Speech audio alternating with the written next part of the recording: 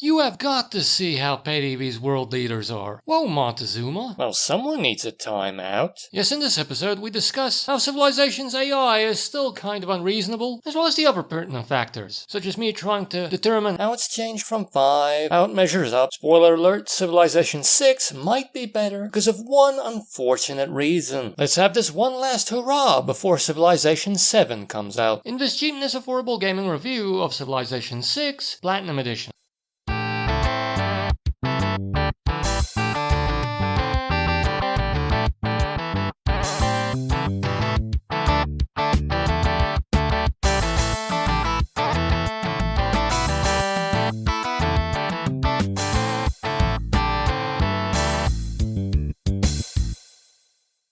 Oh, I guess the AI is being mean again? This is what you say to your friends? Welcome to the planet Earth, except procedurally generated, usually. You can play on Earth, but for the scale to make sense, there's going to be very little Italy. While our planet's mostly water, what are you gonna do? A lot of cities would have to be implied, especially in Europe. So it may be in your interest to generate and play on a fantasy land. First off, up front, it's a Civilizations game, and very recognizably so. They don't make massive changes, but there's enough different here to distinguish it from the other titles. If arguably none of them necessarily make this title better, more just different. I mean, I'm not gonna say it's better than 5, because so many people think 5 is the peak of the franchise. As I can attest, it was great, and I believe a great deal of the features that were added in expansions in 5 are already included from the start in 6, so it kind of sketches the image of a game refining. Well, that's what I was going to say, but when I tried to play my Steam version of Civilizations V, after a couple of years hiatus,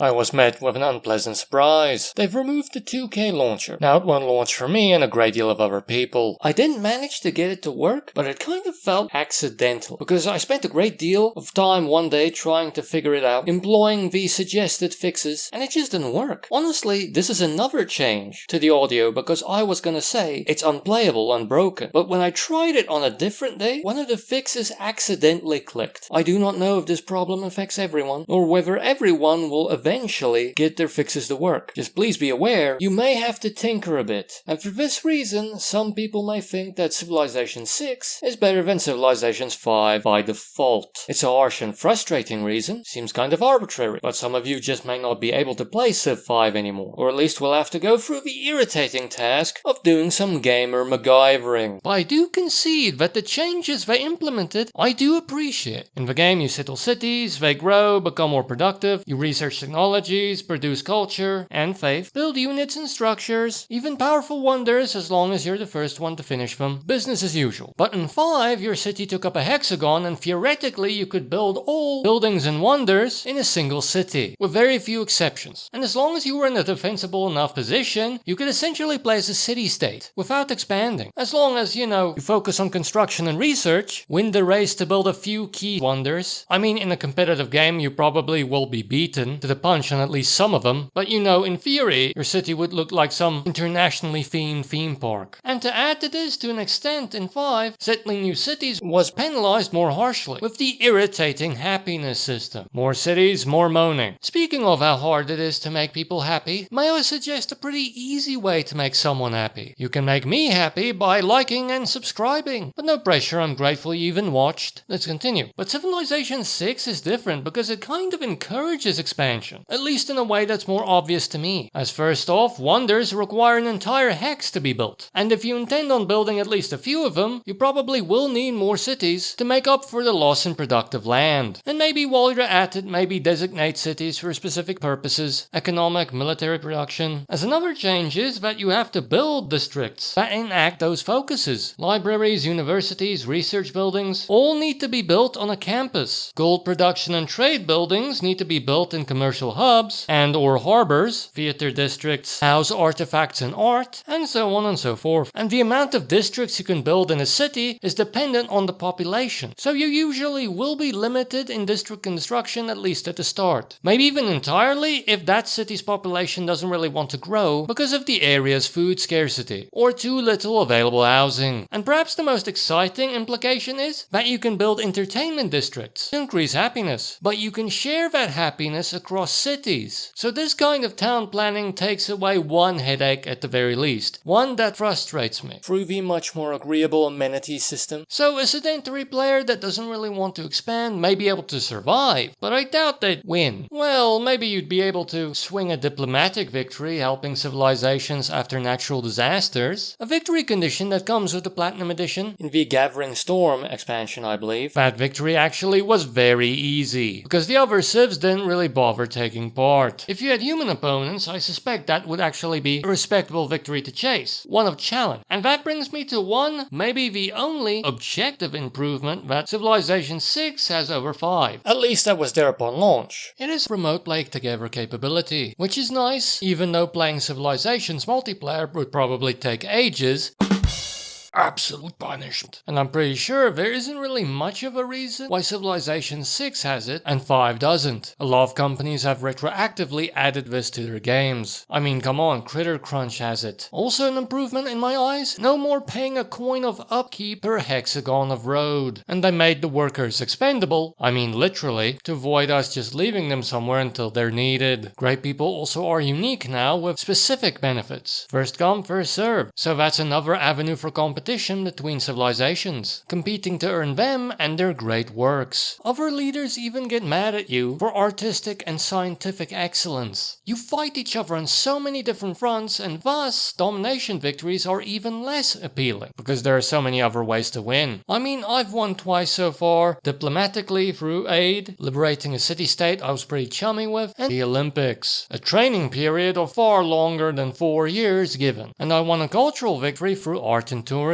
Supposedly the hardest one, but didn't feel that way. Having people visit my nature reserves and listen to my nation's music. You think developing a nuke is hard? Try getting a band together that doesn't break up after the first gig. This must be a real joyless world if the hecklers have such a good success rate. The first time I won it was Prince level difficulty, second Emperor. And honestly it didn't feel that different. The other leaders started recruiting insurgents. Near my capital and 2 powers declared a joint war against me when I took someone over, but nothing too taxing. And I was the only one to actually conquer a major civilization. So yes, domination is discouraged, if no one can convert their anger and greed into territorial expansion. As mentioned, I bought the Platinum Edition, and this includes, among other things, the Gathering Storm expansion, which adds climate change, which is creepy. The more fossil fuels you use, the fewer trees are left, the more CO2 is released, the more climate change progresses, leading to lower areas being flooded, which can be mitigated by some engineering the future gargantuan flood walls, and also natural disasters become worse. But is it a good addition though? Well, I kind of resisted climate change on my own. It's a bit too easy to resist. Sure, it creeps up on you, exponentially, even if you choose to live without electricity for decades, until you can go renewable. Most of the other leaders won't follow your lead, but I was seemingly single-handedly fighting it through carbon capture in a few industrial districts. Unfortunately, it can't be that easy. Don't worry everyone, I've got this. Visually the game is good, more streamlined. I thought the new approach would be cluttered, but it's fine. It's a bit sunnier in complexion than 5 though, less realistic. Or maybe it's better to say less naturalistic, more angular. Maybe a bit more board gamey, as I've seen another reviewer call it. But it is dramatic in other ways. For instance, when you complete a wonder, it shows this sped up and stripped down animation of the construction thereof, accompanied by a quote read out by Sean Bean. Kilwa is one of the most beautifully built cities in the world.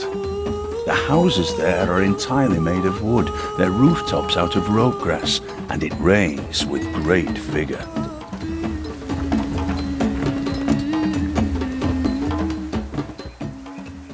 He reads all of them, so pretty cool. And don't worry, they did overhaul the quotes, so we have new quotes to find amusing. They mixed it up, I don't recognize any of them from 5. Plus I believe most discoveries have more than one of them, so it takes a bit longer for them to get stale across playthroughs. Some of them are funny, some of them are clever, some are sad, but honestly a lot of them are just dry. Fortunately we have this mug of bean to help. Absolute punishment. Also great, the different leaders have voice acting in presumably their own language. Au nom du peuple canadien, bienvenue. Je suis le Premier ministre Laurier. Or close to it for the more ancient stuff. Jinek jizet izis hepertesep sen. Jinek Cleopatra hena henemeset ir. Iu ekshau. with cartoony representations of some lesser known leaders. Trajan instead of Caesar, for instance, and John Curtin? Cool. They're cartoony caricatures. A great deal of them have bulbous noses. If they are, as said, quite unreasonable. By the way, they still give you unsolicited deals quite regularly. They do not feel human, but hey, another opportunity to learn, especially if you opt to do something I didn't do and delve into that in-depth codex. Plus the game has great music. Different tracks play for different civilizations, and sure, some of them can sound indistinct. Wait, is this Roman music?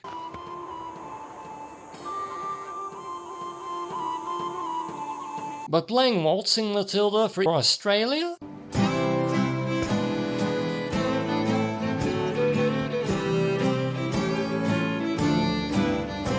And the tracks change across eras as more instruments become available.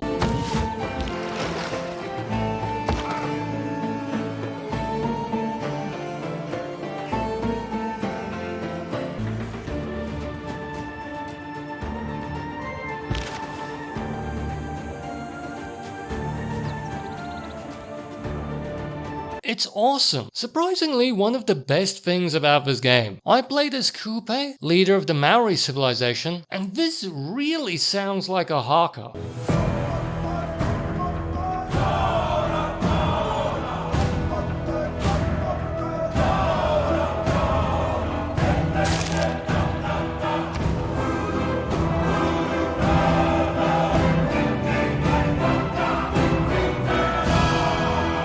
Great, but just be aware the rotation is a bit weird, because firstly I believe it plays all the music of all the civilizations you've encountered, and sometimes it'll just be like, whose music is this?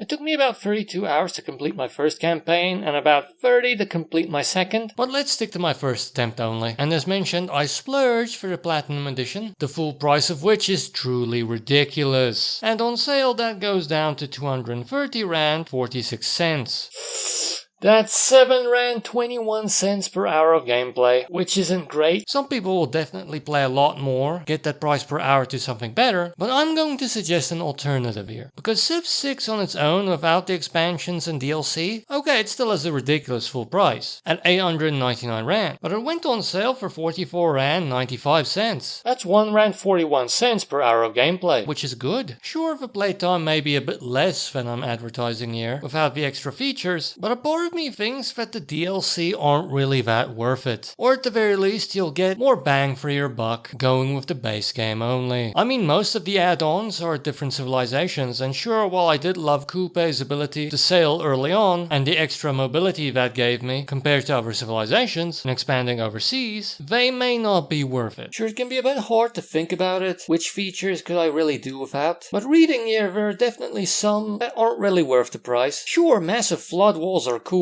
but the World Congress is a bit of a faff. The disasters can be cool, but some of the governor powers were kinda specific. New Civs and Wonders are cool, but come on, a timeline? You're advertising a timeline. I mean, it's cool, but that's just something I assumed was here at the start. So please keep this in consideration, but also be aware you will miss out on that song that sounds an awful lot like a haka, which would be tragic. But to download it is fairly big, as it takes up 26.12 gigabytes on the hard drive. Not an easy download, and I didn't even try it on the Warhorse. I'm pretty sure it would collapse, as any good civilization does. And stereotypically in some ways it's good for kids, but there are some grim historical stuff you can read, plus the Casus Belli can be researched, colonization war. Plus there are so many cartoony caricatures of leaders, I wouldn't be surprised if there's one here that may offend someone. Is that a stereotypic female teenager sassy headball? And as said, the game does have Hotseat Multiplayer and remote play together capability, and I think as many players as can be added to a map can play together. It's just who has time to wait for that many people to nervously make the most out of their turns. The game has good visuals. I like the cartoony caricatures. That Wonder time lapse is lovely. It's nice, colorful and board gamey, just not as realistically dramatic as 5. The game has great music, only played with 2 different leaders, but because of the cycling, I heard a great deal of it. Plus having Sean Bean read all the quotes is cool, as is the leader voiceovers in their language language or close to it. It has a lot of quotes, some good, some bad, and it utilizes lesser known leaders, another opportunity to learn. Plus it has that in-depth codex if you're actually willing to put the effort in to read it. It's kind of overwhelming, and the game has the option to not only procedurally generate the map, but you can create one if you want to go that far with it, or maybe just want to stack things in your favor. On the maybe side, there is no story other than that which you write through gameplay, and it's very much still a Civilizations game. That's not a bad thing, I love Civ games, but it's still very similar. They have implemented changes, and I do appreciate these changes. I don't think they're enough to say outright that this game is better, but I am very in favor. Specific finite great people, expendable builders, and an atmosphere that encourages expansion in me when a lot of times I try and keep still. On the con side, Oh, come on, really? Are you truly going to leave Civilizations V in a nearly unplayable state? This may be a bit conspiracy theory, but that makes it feel like you're doing it on purpose so that more people will buy future Civ titles. The AI is lackluster. the Maori capital was ravaged by barbarians, but very little friction otherwise. I only recently found out that this is common for 4X games. It didn't even seem like on the higher difficulty mode I attempted, they would get their stereotypic out-of-nowhere units and resource bonuses. Those barbarians are annoying, but they respawn way too easily. Come on, play it, and create your own religion. I created the crab-themed claw, who engage in crustacean charity.